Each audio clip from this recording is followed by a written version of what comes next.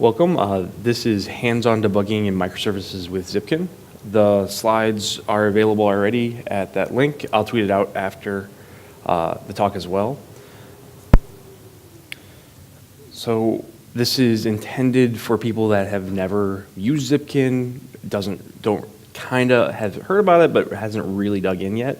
So we're going to go through quickly what is distributed tracing, a little bit of terminologies, what's Zipkin, and then how the data actually flows. We'll go for app setup for both Grails and Ratpack. Then we're going to actually get into debugging some of my production issues, because that's what I like to do during my talks, is show you all my mistakes. And so I'll be sharing traces and stuff from our production clusters.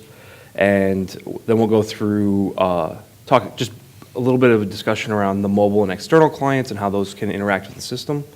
And then kind of start thinking through how often to sample things, which that item will make more sense after terminology and everything else. So who am I? I'm Jeff Beck. I'm a software architect at SmartThings. We are very much a company that does a lot of microservices now. And so to debug issues, we've had to move to using distributed tracing and things like that. And our tool that we're using is Zipkin. So this has probably been in production for us 6 months to a year now that we've been actually using it. So that's about how much real world experience that we'll be sharing. So what is distributed tracing? Distributed tracing is about collecting end-to-end system latency. It's the graph, and it's intended to be near real time. Some examples are Zipkin, Jaeger, Dapper. So all of these are links to the actual projects if you want to check them out. Then the Dapper is actually the Dapper paper out of Google. If you haven't read it and you're up for reading an academic white paper, it's actually a pretty interesting topic. It's a good one to get you kind of into what distributed tracing is and why it's important. So some terminology that you're going to see throughout the system. Span, that's an operation that took place, and then an event that is something that happens inside of a span. And then tags are key value pairs. So from there, you have a trace, which is the end-to-end graph, and that's made up of spans. So if you think about within a single service, you'll have maybe one or more spans, and then you'll have a trace as it goes through all the different services. And then within that span, you may mark events like, oh, I received the body at this point, or I received the headers of my request, and then a few milliseconds later, I received the body. And that's what the events are for. And then what you use the tags for that you've seen is key value pairs, and that's for if you want to add extra data to these spans. So that's contextual information. Now, you'll also see something called a tracer. The tracer is the actual library that deals with recording the spans and getting the context across the systems. So as systems talk to each other, how the spans propagate is handled by the tracer. An example of the tracers would be things like the Brave library. That's the Java one that most people have probably heard of, and it's part of the Zipkin project. And this is where I wanted to always touch on the terminology, because this is where people tend to get pretty lost quickly. Instrumentation is the use of the tracker in your own application. So if you think of the tracer like SLF for J, you're using your usages of it in your code is the instrumentation. And then the sample percentage is how often to record a trace. So what I've talked about so far, you might already get the sense that tracing is pretty heavy-handed. So you're talking about recording the time of every step in your system and like when each header comes in and things like that. So that you don't want to do 100% of the time. You want to have a percent that you actually do all of this work on. And that's what the sample percentage will be.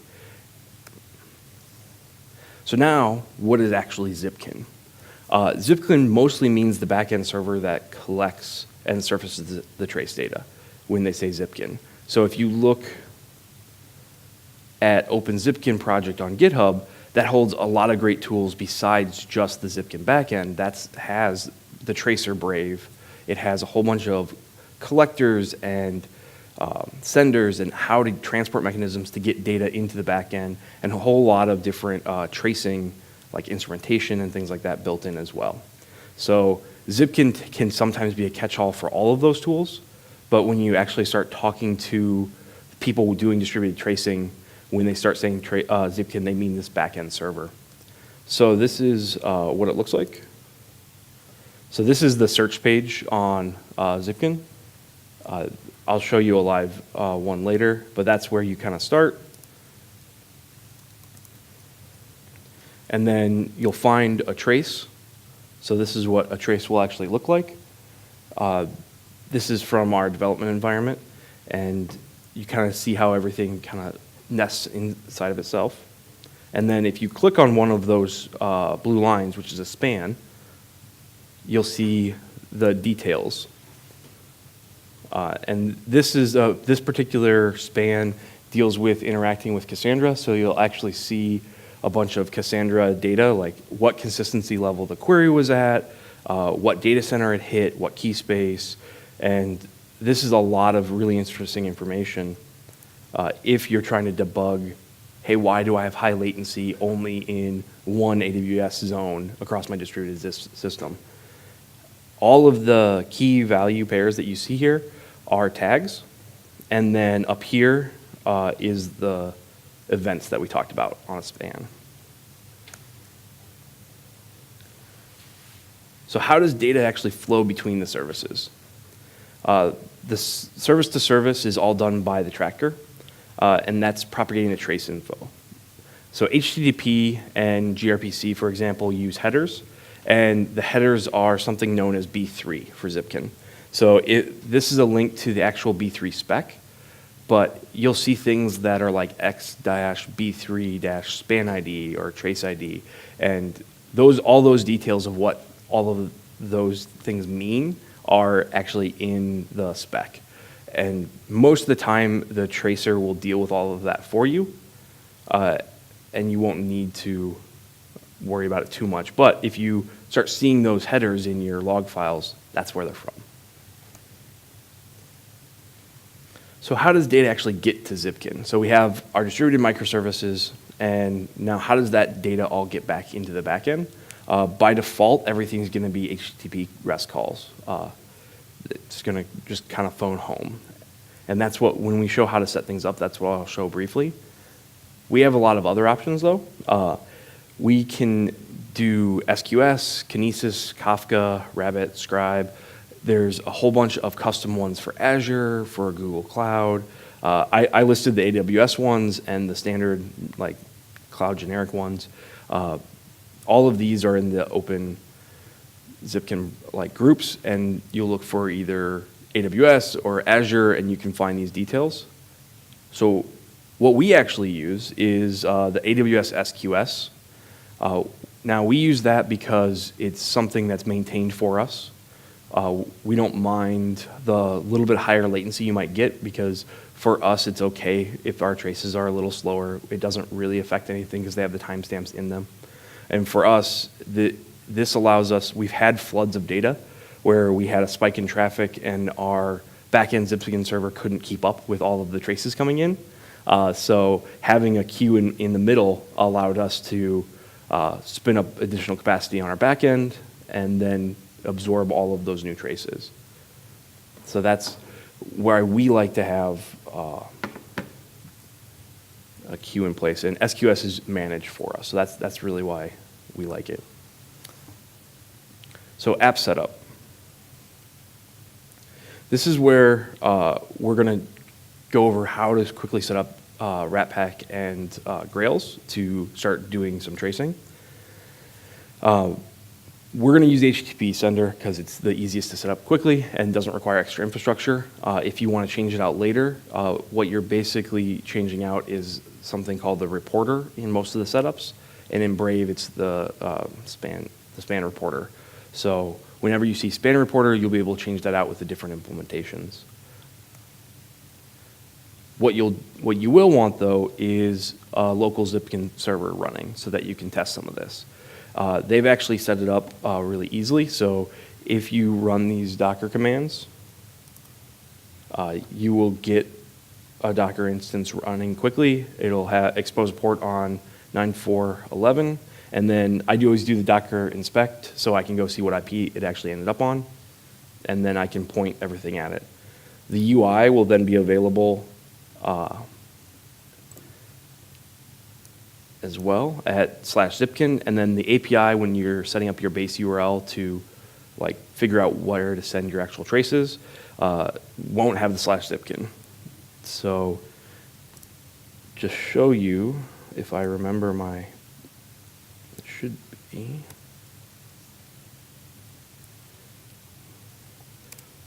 So I have one running right now, and so this is what you'll see as a generic one right away. There's no security setup, but as long as you're running that locally on Docker, that's fine, and it's pretty easy to use from there. And this will let you make, what you do locally is you set all of your apps to always your sample rate to 100%, so that you send all of the spans to your local one, and you can debug that you're actually tracing what you want really easily and quickly, opposed to having to deploy it out to a system and then try to debug whether or not you have a high enough sample rate to catch something. So if you're saying, I really want to add this information to this span, if you have a 1% sample rate, you'll have to run a few hundred times before you get an accurate picture of whether or not you're sampling correctly. So locally, it's really nice to set your sample rate much higher. So in Ratpack, there is a library built by the community called Ratpack Zipkin. The link's here. If you add it to your build Gradle, and then you're just going to configure it a little bit. This is what it looks like, plus you have to set up a span reporter, like we said before. This will point to the local one that we have going. And then the config that you need to name it, and you need to set your sample rate. And this is where I've set, this is 100% basically. It's 1, so it's a float between 0 and 1 is how you set your sample percent. And so this will sample everything in my local box.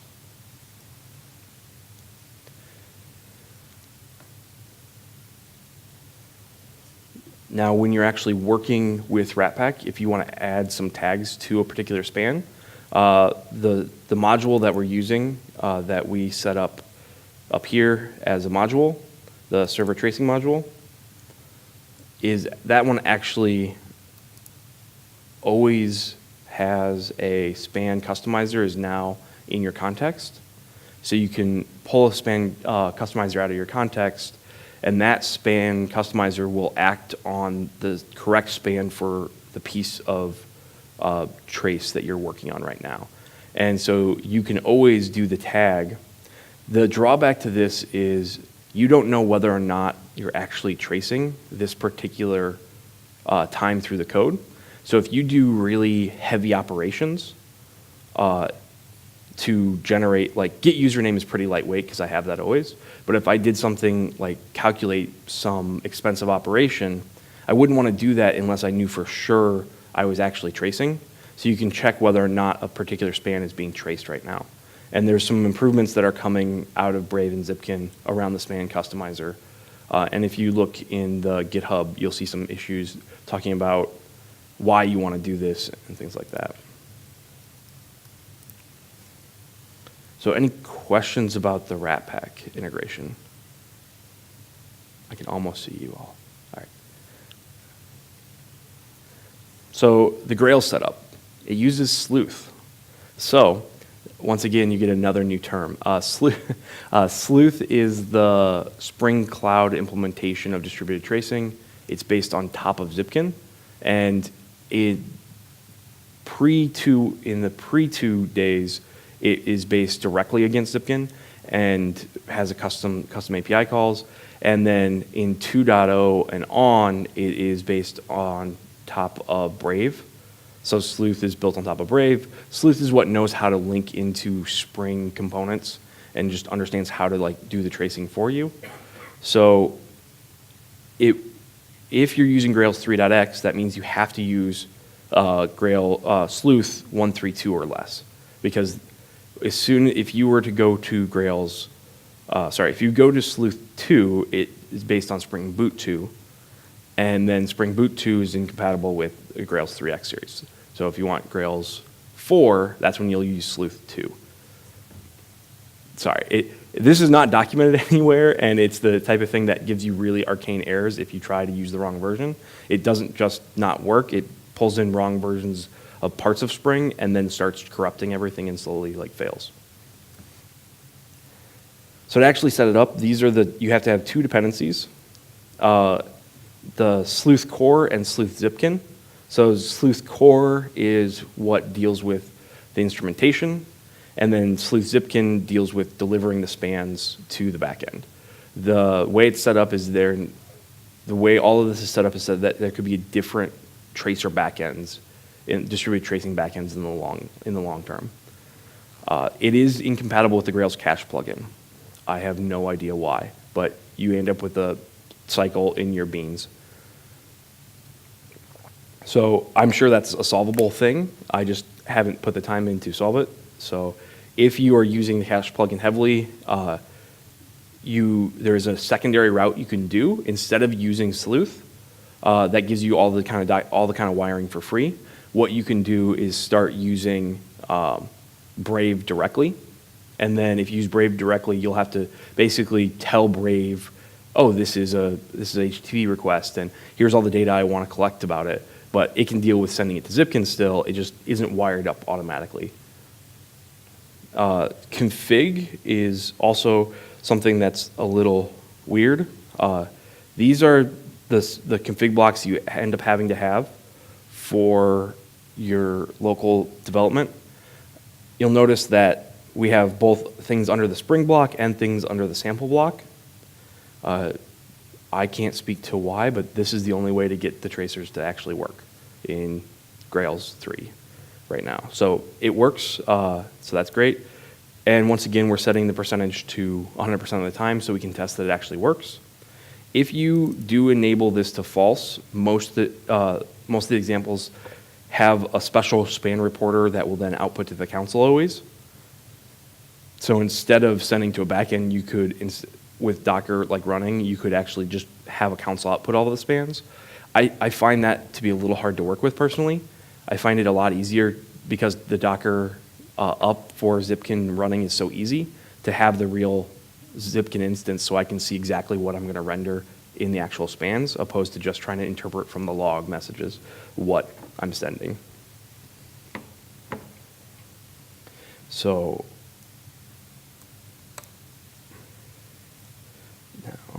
this is my locally running Docker instance. If I look back 2 days, I should, I restarted the instance, never mind. So I deleted the data. If we have time at the end, I'll spin up one of the Grails apps and actually show you the data coming in really quick. But we'll keep going for now of how to actually debug some of these problems. So we've set up our apps, we have data flowing to Zipkin, and I'm going to cheat and use just production Zipkin, or I can jump into our dev Zipkin if we want. So if I want to figure out where I'm getting connection timeouts, and I want to know whether or not there are problems. So in my logs, I noticed I got some connection timeouts. I know I have a status code of 408. What's that? So I'm getting a status code of 408. If I take this and then actually go and, if I was to go and search in this annotations query area, I'm actually going to see, not undo all. I'm going to find any time I'm getting timeouts. And then I can then drill into any of these spans and see exactly we're getting a timeout, here's the URL we're using and what's going on. Now, for the issue I'm actually trying to debug, this is the result I found originally. it's a much more complicated span. You'll notice I see lots of posts going on, and then I see this one and these two red posts are the ones that timed out. So this is one of the, my team services, so the coloring and everything's right, and there's a little more detail. So what ends up happening is we notice, oh, we get a post, and then immediately after I see the same component making another post. That's actually a retry mechanism, and I recognize that. So I'm actually no longer worried about that error message I saw in the logs. I'm going to capture a ticket and say, it turns out we're logging timeouts on things we were going to retry at the wrong level, is what it was. So it was actually noise in the logs that I was able to quickly diagnose by looking in Zipkin and seeing, oh, actually for the end user, like everything kept working in the end, and this keeps going down because this is a pretty complex onboarding experience that's happening right now. But that was fine because we had retries happening. You also notice some of these posts are really slow. That's not anything I can fix right now. So now, where is the system just generally slow? Like, I'm curious of where are we getting anything that's a pretty slow span. So I can do a query. We'll go back and we'll do a query over here. And you'll notice right here we have a duration. So whenever the duration is greater than whatever we pick, we're going to find some logs. I do note, though, that this is in microseconds. And most of the time, like if you're in a service where you're like, oh, what's bigger than 100 microseconds? You are awesome. I am not there. So we end up with quite large numbers normally that we're looking at. So this is just set to greater than, we can do one higher. So this is our dev environment right now that we're searching. So anytime we're above, and you'll see we have, this is actually, for example, Zipkin tracing itself, and it's me. You'll notice that I'm doing, it worked, but it took a second and a half to return. And then I can tell if I go and look this URL that was requested, it was actually me doing the search for the HTTP status code that I showed you earlier in dev. That was a slow query, so it happens to then Zipkin traced itself. We have Zipkin set up to trace itself in the case of dev and things like that because it's useful. Because sometimes Zipkin breaks and we have to fix it too if we're not putting enough service into that. But you'll notice, like for example, let's go to some. You'll notice a lot of these are just single spans. So anything that's a single span, those are just single operations that are slow. This is actually doing a whole lot of calculations to change lumens to other things because it has to do with how lighting automations work. I know that because I know the HTTP path. So I'm like, oh, that's okay that that's slow. I understand that. So if we look for, we're going to up the limit a little bit, then it'll take a little bit. We'll look for things that have, if we don't see anything with more than one span soon, we'll jump to production. Oh, there's two spans. There we go. So, for example, in this case, now we see some different spans going on, and it looks like the OCF, this is making command calls to somewhere else, and it's actually working really quickly. Most of the latency is up here in this code. So then I would go and inspect that code and say, okay, I don't have enough detail in spans, we might add some more spans to understand where I'm taking that time. But this is kind of how you start looking through and seeing what's slow. Now to show you my canned result that I think is really cool is you'll notice this is actually an auth call. So what's happening is we're checking for the authentication. Basically, most of the slow check you see right here is all in this auth section. So my service is responding pretty quickly up to that point, and then the rest of the work that the system, it's actually a bookie call, is is what's happening. All the rest of the thing is happening in microseconds. So almost all of my processing of this request is in auth. So that makes me want to then go spend time understanding, okay, why is this security call so slow? Why is it 80 milliseconds? And is there a way to get that shorter? Because that's my longest leg. And there actually is. There's a whole lot of things we can do to make that whole thing better. But looking at this is where we start seeing where to focus our time on. Because when we look at the graph from like the auth service perspective, our P99s look good. We're like, yeah, we're really fast, no problems. But when we look at the overall span latency, we realize the longest leg in our graph is really this particular piece of the code. So when we look at the metrics from an individual service, it seems fine to us. But when we start looking at how is this particular call, why is it taking 134 milliseconds to complete? And it's mostly off, that's a problem. So that's where we're going to try to fix that.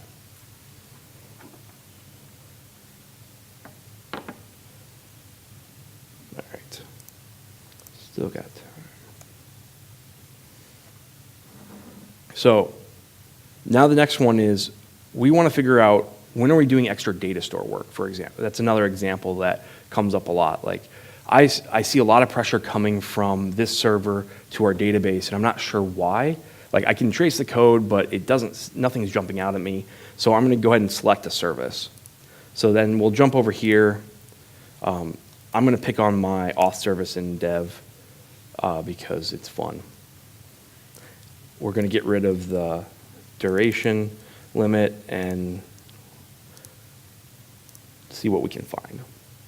So the other reason it's fun to pick on my auth service is because we added all of the detailed tracing to the auth service for Cassandra.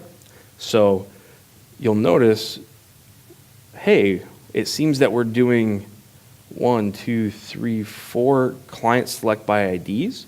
And if we look in this, yep, that's just selecting an auth client, and they're all the same call over and over again.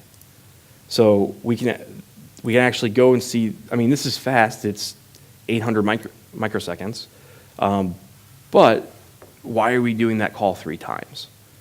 Now, we didn't actually think this was a big deal until you see every once in a while, we did a 4th time we did the call, and that one was really slow. Because as you make lots of calls, the more likely you are to hit something that slows you down. So we went from things taking a few milliseconds to 100 milliseconds. And so that went from a fast operation to a very slow operation. Now, why that's actually happening in this particular app is because we're using Spring Security. As we use Spring Security, we didn't introduce a caching layer for our clients. So the client service goes and hits Cassandra directly. And Spring Security tends to hit the client service a lot, saying, okay, give me that client in all the different pieces that it's working in. So it's not the most efficient one because it assumes you have a caching layer. And so it just doesn't try to pass objects around. It tries to do things in a composable manner. And because of that, we ended up realizing we've been just over and over hitting the same table for the same data, just time and time and time again. So in this case, it's actually 1, 2, 3, 4, 5, 6, 7. 7 times we hit the same table for the same data. So that's very easily solvable with a local cache. And that's where a near cache inside the service will greatly stop our traffic. So we can cut for this particular flow, we can cut our database traffic by a factor of 7. So.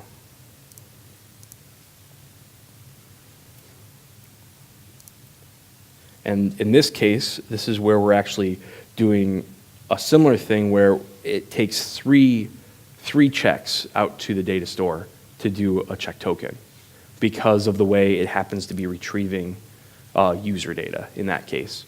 So once again, a small cache. So we go and we looked at the actual calls that it's making, and that's where if you have a small cache in front of it inside, we're going to basically have to stop those round trips. Now, the next step further than that is to actually start going into Spring Security code and saying, okay, you just got this object, like the object instead of an ID once, or like what can we do to help improve that so you don't have to put caching in? But it's Spring Security, so actually changing Spring Security tends to be like a exercise in shaving yaks. So it's best, in my opinion, to add the caching first, get some performance benefits, and then figure out how can we streamline the actual code. So is there any questions on how we would go about debugging those kind of scenarios so far? Yeah? Yeah, I have not really debugging, but so if you have 3 microservices, each of those will be a service in Zipkin. Yes. So they basically, when you register the microservice, you give it a name, and that's the name that you are seeing there in the dashboard, right? Yep, that's the name you're seeing here, both in the, here, let me open that. You'll see that in this service drop-down name.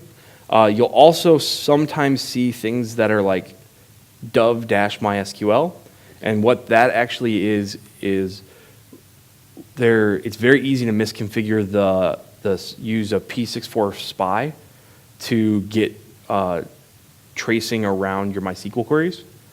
And it's very easy to misconfigure that, aka we keep doing it over and over again so that it ends up as a separate service, even though it is happening inside the Dove service. Okay. So, but you can choose to make them a different service within a single application if you want. It's all about how you set it up. Okay. If you have a request which went from microservice A to microservice B to microservice C, each of those will appear as a span.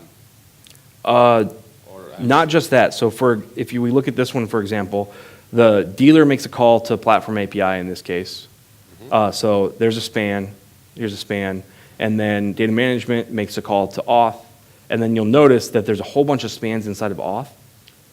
And why does Zipkin go into detail for that particular microservice and doesn't go into detail for the others? Because we wrote more detail in the auth service. So you can always create more spans to subdivide the work happening in the microservice. For example, this is the HTTP call to the auth service, and then whenever we go out and hit Cassandra, we trace each call out to Cassandra separately as its own span, so that we can get the details like exactly what cluster it's hitting, what rack, and things like that. How that would so you will add a piece of, you will add like a log statement in your code, or how that? For this one, we actually wrote a wrapper around the Cassandra session. Okay. So we have a wrapper around the Cassandra session, so we use the Cassandra session everywhere, and whenever we submit code through it, it knows how to inspect the CQL query going through it and pull out extract the data.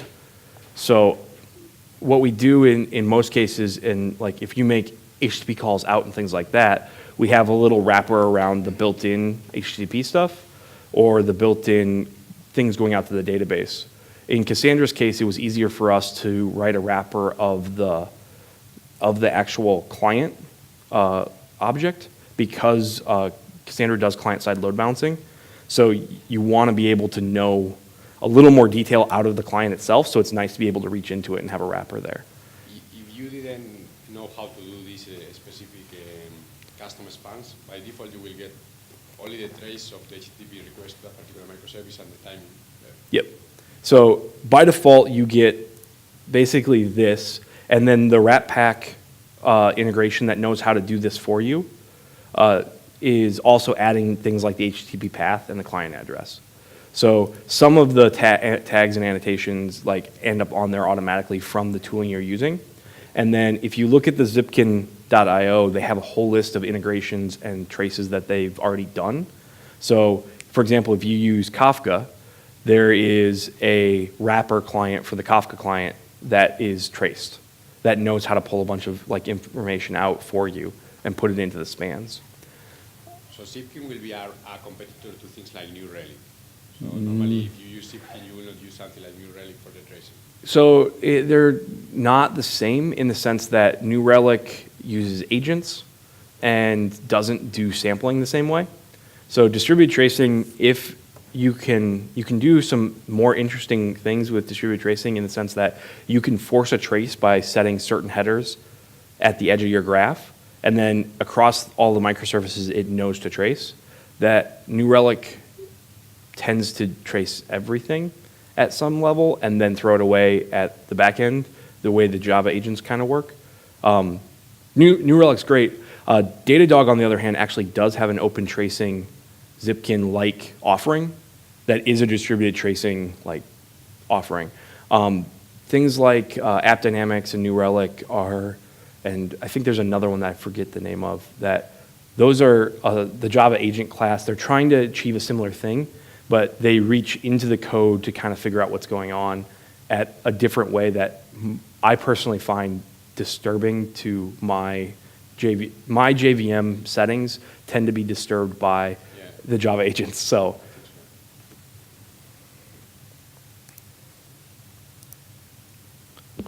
but this gives a good segue because we've mentioned all of these other things that are traced, like Kafka. So whenever you're debugging with annotations, you can search either the key equaling the value or the key. So there we go. So here, for example, if I trace for error, if I search for error in the traces, I'm looking for any time there's a span that has, in this case, error set to something. So you can you can do your searches just saying, I know I only put that tag on if something went wrong, or I only put that tag on if I want to look for a particular thing. So you can search that way, or you can search by actual values. So here are some examples that I know are pretty interesting. So in this case, I was showing you earlier, this call tends to be slow. So I can actually look for anything that's tagged that has a particular path that I'm reaching out to. So I can see if it's been problematic, if it's always the longest leg, but it looks like the overall system is fine.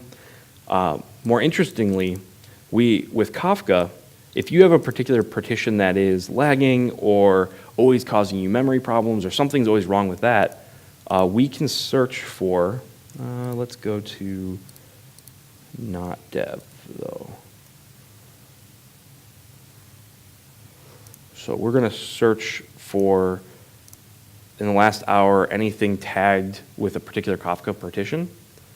And so what you'll see here is, it's a little bit of a display bug because of the resolution, sorry. Let me zoom in. All right. So all of these should be farther that way. It's just, if I wasn't projecting, it would be fine. But these are all the spans, and what we know is this particular receive IoT events 360, that's a Kafka topic, and then it's telling us exactly what partition these things are coming in from.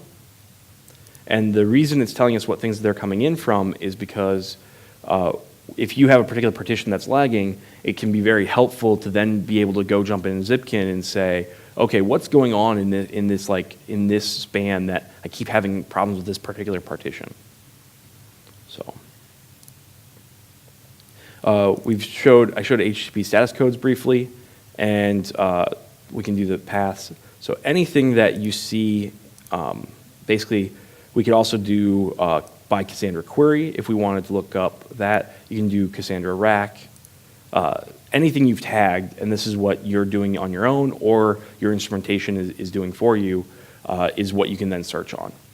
So this is how you have to think through what kind of bugs do you have in your system normally that you want to debug, but there's ways that you can then dig in with Zipkin. So the other thing that I find really useful is to log your trace ID. So if you see a weird log message, if it happened to be a trace thing and you have the trace ID, you then can jump over to, let's go to this one. You can jump right over, and up here in this corner, you can enter a trace ID. And when I enter the trace ID, oh, it expired. See, this is, okay. So if I search for a trace, I'm going to grab the trace ID for you. Now, if I have a trace ID from my logs that's recent, the two that I had apparently expired because in dev we don't keep data for very long. I'm now able to jump directly to that trace. So I can go from my aggregated logging and jump into my distributed tracing and have a nice tie together. Also, I don't know how many people have missed this box up in this corner. Oh, okay. Got it. That would be the 5-minute warning. So, yep, there's lots of ways to jump into a trace. So, to be quickly, we can do mobile and external clients can pass in your B3 headers. So, for example, we have mobile clients that call our app, and so we can have them send data to Zipkin and send tracer headers in so that we can actually trace from mobile client code all the way through our system. You do need to be a little careful if you have a bug in that code that's setting the trace ID to the same thing over and over again. You have this really weird attack vector / like self-inflicted wound where you've dumped all of your spans into a single trace. And that has happened a couple times in production bugs and things like that. So how often do you sample? You need to think through how often is it called and how important is the call. So we have a thing coming up called account migration. We expect all of our users to do it once, and that's it. So the frequency is really low, but it's an incredibly important task. So, and we know if something goes wrong, we want to know exactly why. So we've decided to trace 100% of this case. So if anything hits the migration code path, it automatically sets the trace to true so that we get a Zipkin trace for every migration that goes through our system. On the other hand, we have a very high frequency of device updates from like open-close sensors. We only trace at 1% then for most of these and we only keep the data for 7 days or 30 days or whatever we've decided. So depending on how frequent it's called, what percentage you're tracing at, and how long you retain is how big a storage cluster you need to have. And this is where distributed tracing is nice because that's what you can tune, because we have a 30-node Cassandra cluster backing our production tracing. And it's one of our larger Cassandra clusters in our company, and we do IoT data constantly. So, and we're only sampling pretty light, but we keep the traces a little bit long because we found them to be incredibly useful. I'll do questions, but I wanted to put these up here. There's extra reading. Any issues in Zipkin issues have been heavily documented by Adrian Cole. If you want to read any of his pull requests or issues, he is really, really good he's like the model citizen for open source. If you go and see what he's done, it's really great. And then those are the links you should read. Thank you.